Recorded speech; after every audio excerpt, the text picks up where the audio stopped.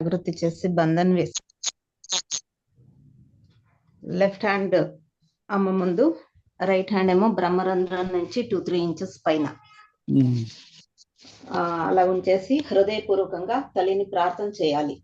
శ్రీమాతజీ దయచేసి మా యొక్క బ్రహ్మరంధ్రాన్ని తెరవండి అని ఇలా ప్రార్థన చేసి, అలాగే చేతిని మనం చేయి ఎక్కడైతే ఉంచామో అక్కడ గమనిస్తూ ఉంటే కొద్దిసేపటికి మెల్లమెల్లగా బ్రహ్మరంధ్రం అనేది ఓపెన్ అవ్వడం తెలుస్తుంది భయ్యా.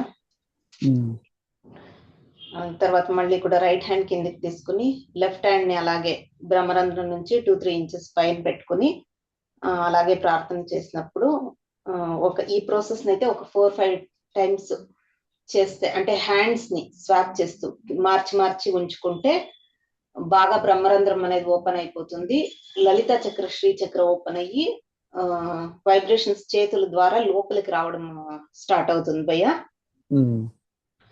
మళ్ళీ ఇంకొకటి ఏంటంటే, మార్నింగ్ మనం లేచి మెడిటేషన్ కనేసి లేచినప్పుడు భూమాతకి దండం పెట్టుకుంటాం. కుండల్ని జాగృతి చేసి బంధం వేసుకుని భూమాతకు దండం పెట్టుకుంటాము.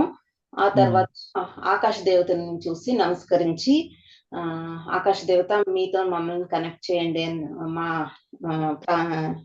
మా నమస్కారాన్ని స్వీకరించండి అని చెప్పేసి అల్లాహు అక్బర్ 16 టైమ్స్ తీసుకుంటే, చూపుడు వెళ్ళని చెవిలో పెట్టుకుని అల్లాహు అక్బర్ 16 టైమ్స్ తీసుకున్నప్పుడు విశుద్ధి చక్రం అనేది ఓపెన్ అవుతుంది భయ్యా.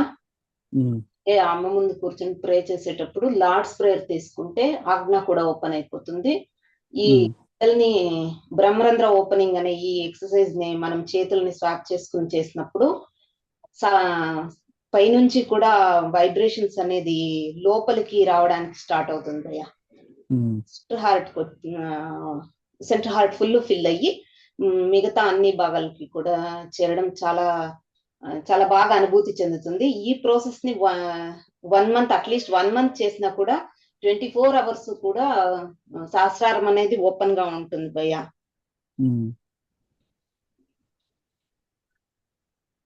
ఓకే,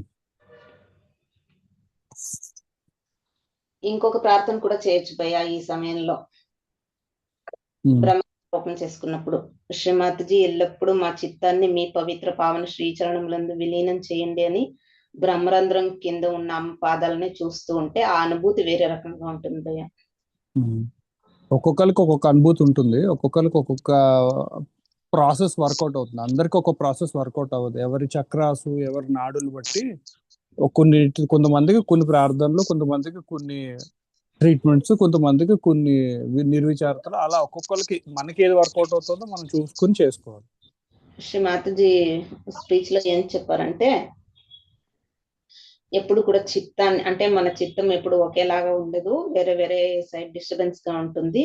చేతుల్ని ఉపయోగించినప్పుడు ఆ చిత్తం అనేది అక్కడ వెళ్తుంది అనేసి చెప్పారు.